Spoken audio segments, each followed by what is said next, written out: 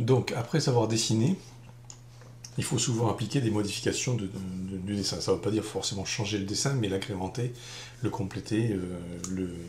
Cela passe souvent par une duplication, une copie des éléments. Par exemple, ce platelage ne va pas se contenter d'une planche vue en tranche, il va falloir montrer l'étendue du plancher. Donc je vais faire une copie. Là, l'informatique est très bonne. Alors je vous le fais au ralenti. Je vous fais au ralenti parce qu'en fait, ça peut aller très vite et vous seriez surpris avec un peu d'habitude de voir à quelle vitesse vous allez pouvoir travailler. CP au clavier, la main gauche ça suffit. Je suis droitier, j'ai donc la main droite sur ma souris. Je fais espace avec le pouce. Ça me fait valider la commande. Je clique n'importe où par là. Je pars vers la gauche avec la souris. Je clique à gauche n'importe où, mais dans le vide. Tout ce que ma fenêtre de section vers la gauche a sélectionné, tout ce que ma fenêtre a touché, pour être plus exact, a touché ou était dans la fenêtre, a été sélectionné.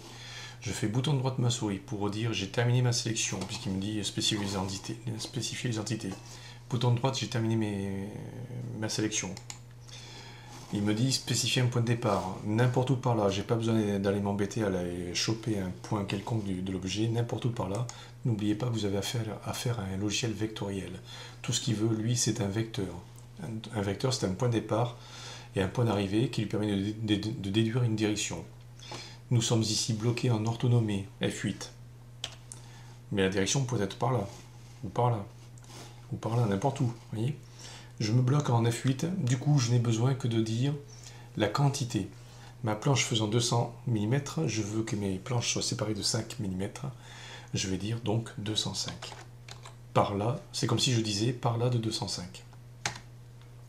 Je fais, puisque j'ai la main droite, j'ai quitté avec la main droite à quitter la souris pour aller sur le pavé numérique de mon clavier, j'en profite pour faire entrer avec la touche qui est sur le pavé numérique. Il me dit spécifier le deuxième point, parce que comme si j'en avais un deuxième. Pour la circonstance, j'en ai pas. Donc je fais échappe avec la main gauche. Vous allez vous dire, donc tout ça c'est un peu long. Alors je vous le refais un peu plus rapide. CP, espace, clic, clic, bouton de droite, clic, 205, entrée, espace. Voilà. Je vous le fais à vitesse normale. CP.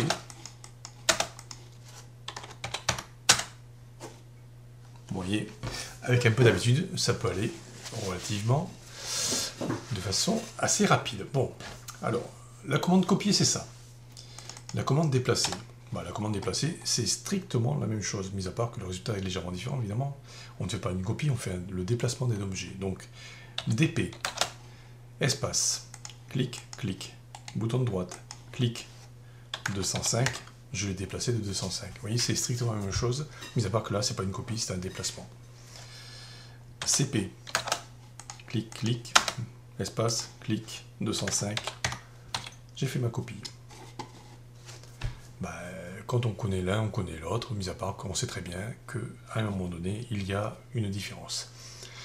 Quand vous avez acquis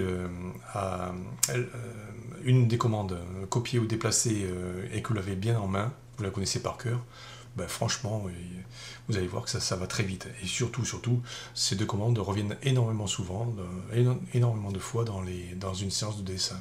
Donc, c'est sûrement les deux commandes à connaître par cœur.